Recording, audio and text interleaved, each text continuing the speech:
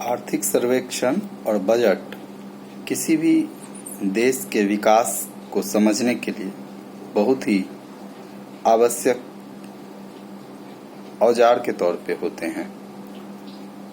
Budget और आर्थिक सर्वेक्षण देश के प्रगति को दर्शाता है। बजट जहां आगे के वित्तीय वर्ष की लेखा जोखा होती है, वहीं आर्थिक सर्वेक्षण जो पिछले हमारा वित्त वर्ष रहा और जो अब आगे होने वाला है या सरकार की जो दशा दिशा होने वाली है, इसकी रूपरेखा रखता है।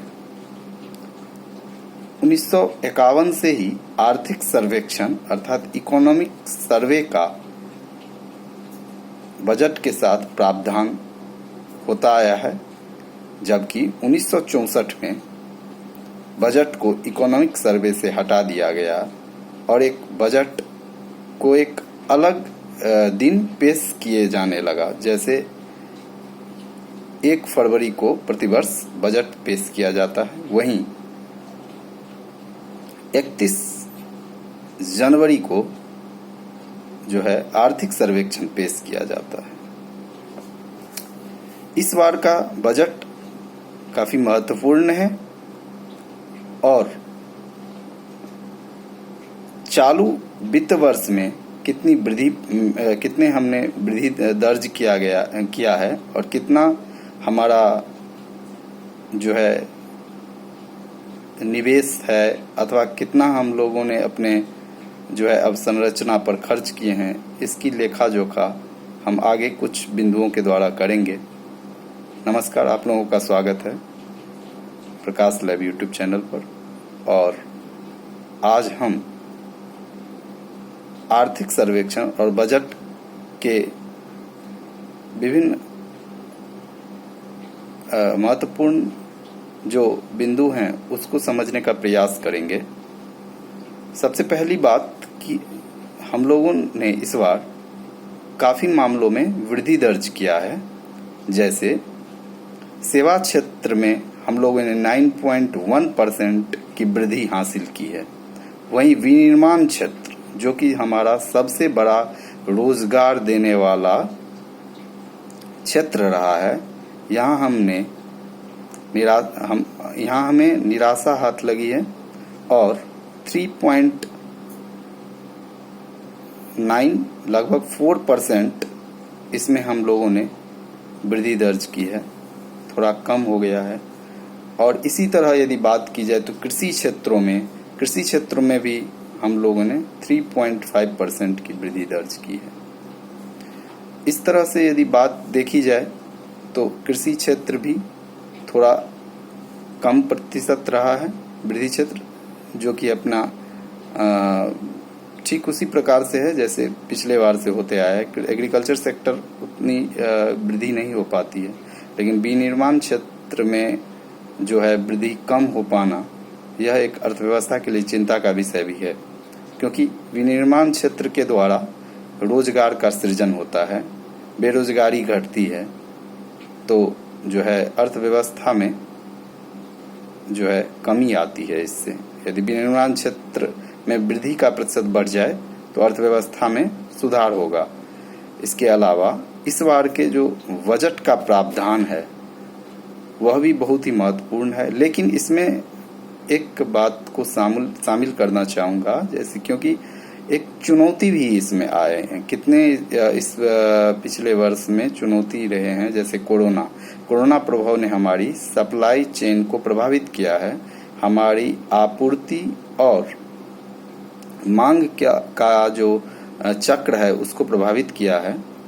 तो साथ ही रूस यूक्रेन की जो युद्ध है अभी हुई है और चल रही है, इससे हमारा खाद्य संकट और ऊर्जा संकट भी हम लोगों को सामना करना पड़ा है, जिससे हमारी जो है अर्थव्यवस्था को नुकसान पहुंचा है। इसके अलावा महंगाई में, इन सभी कारणों से महंगाई में जो वृद्धि हुई है, इसने हमारी अर्थव्यवस्था को प्रभावित किया है।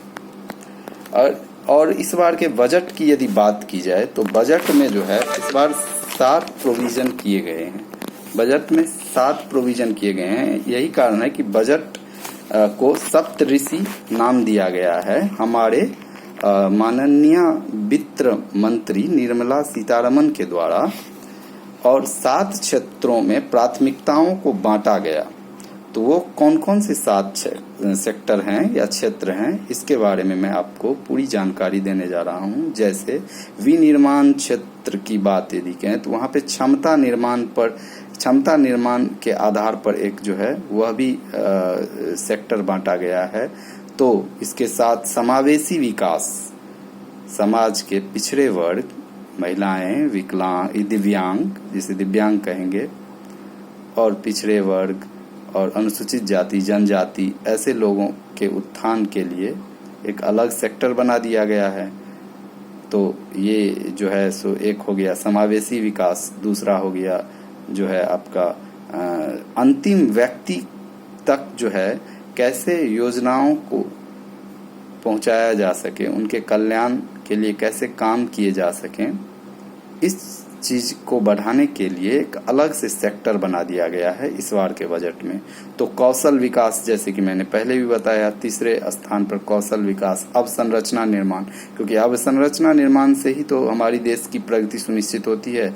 तो पूंजीगत व्यय को बढ़ाना यहाँ पे जरूरी हो जाएगा। पूंजीगत व्यय बढ़ेंगे तो हमारी जो इंफ्रास्ट्रक्चर है, बंदरगाह हो गया, एयरपोर्ट हो गया, सड़क हो गया, ये सब पर निवेश करने से आर्थिक गतिविधियां बढ़ेगी, जिससे निवेश का सृजन होगा, और निवेश बढ़ेंगे तो अवसंरचना निर्माण को गति मिलेगी और पूंजीगत निवेश भी बढ़ेंगे। इसके साथ ही हरित विकास, अभी हाल ही में